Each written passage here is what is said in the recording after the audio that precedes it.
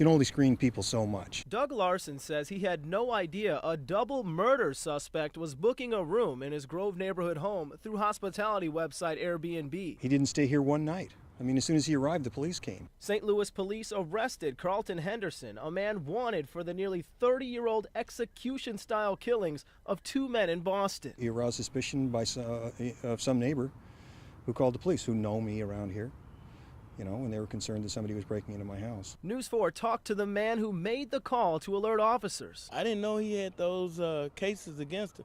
Now I'm really glad I called on him. It's actually surreal. We're still trying to digest it. One of the victim's siblings, Maribel Crespo, has waited a long time to see justice. I knew that they were going to keep trying, but it didn't seem like it was going to happen so many years later. It's just, you know, amazing. Chicken. You had chicken at lunch?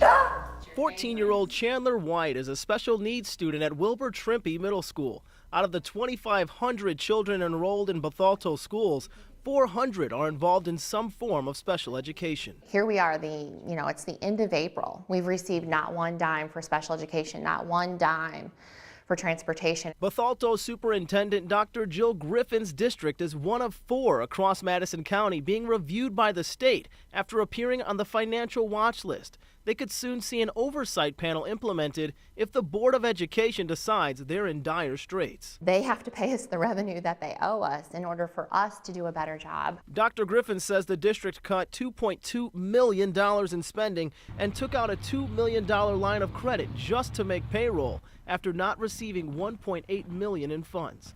The issue also brought cuts to resources for students like Chandler, the district doubling its class size to compensate. It's frustrating. It's very frustrating. News 4 reached out to State Senator Bill Hayne about the issues in his area. We're still awaiting his response. We need to come together on this on behalf of the children in the state of Illinois. It's not about Democrat and Republican. It's about the kids. Are you at least able to comment on the car? Let me get some water, thank you. Is that a no?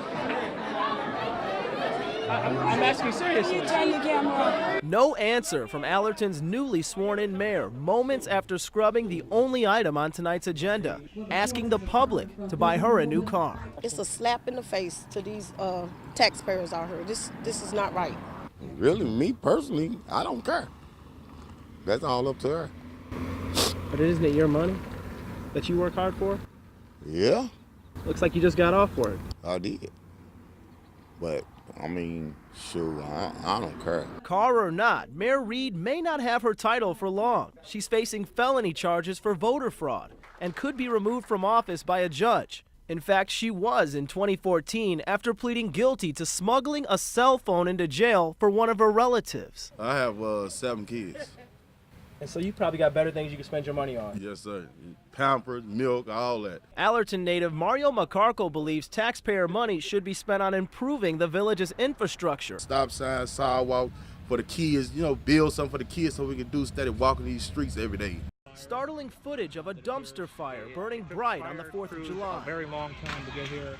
The crowd of onlookers sprinting away at the sound of gunfire, but the person recording completely unaware. It became more clear once I was reviewing the footage later that night that someone had been shot. Blake Lilge says he and his family were heading home to DeSoto when they spotted fireworks from the highway. I had to see what was going on because it looked like a pyrotechnician show. But by the time they arrived at the Clinton Peabody apartments near Choteau and 14th, the show was over and the fire was raging. Flames were just shooting up high up here. I mean, it was crazy. There was just black smoke everywhere. Look at Lilge returned to the complex with me, a memorial for Brian Mitchell, bringing back memories of what he witnessed over the holiday weekend. This was a person, I may not have known this person, but this was a real life, human being.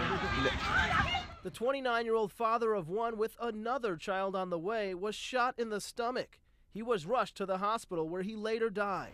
Mitchell was one of 4 people shot and killed in the St. Louis area during the 4th of July. Somebody who was unexpectedly, having a good time on 4th of July, shooting off fireworks in St. Louis, was brutally murdered in cold blood. Surveillance shows 2 suspects sneaking into Munganast Motorsports in St. Louis last week, making off with at least 2 dirt bikes worth over $10,000. Just 2 days later, another break-in. This time, thieves stole 2 customer-owned bikes at Surdike Motorsports in Chesterfield. That's the worst thing is when you have to call a customer and give them the news. Brad Holzhauer owns Big St. Charles Motorsports. He says he too was hit by thieves Sunday, the 3rd dealership in a week's time. By the photos and videos that I've seen, it looks like it could be the same 2 guys that have been breaking in.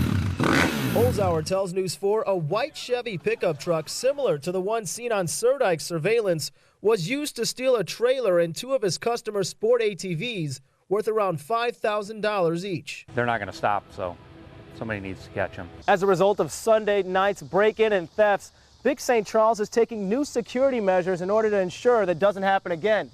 They put 1 Doberman and a pit bull behind their fenced-in area.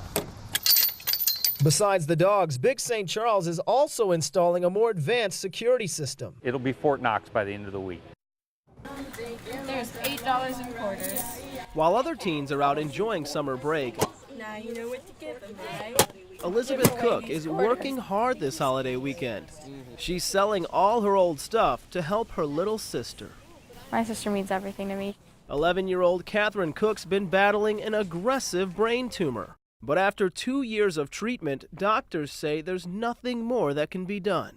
No surgeon will touch them. Radiation is not an option. We've tried 6 different chemotherapies, and none of those have worked. With her youngest daughter's health worsening, Victoria Cook worries about how they'll cover funeral costs on top of extensive medical bills. The shoes have got to go, and those chairs got to go. Thanks to word getting around about Elizabeth's yard sale, I just want to give you a hug. Of course. this close-knit community showing up and showing support. They've watched Catherine grow up, and so everybody's a little bit attached to Catherine. Even Catherine's favorite Cardinals player, Trevor Rosenthal, caught wind. She loves her Cardinals, and we go to Cardinal games as often as possible. The Redbirds pitcher paying her a visit. It's going to be amazing. The little girl gripping her new autographed jersey. The culmination of a day filled with compassion for Catherine.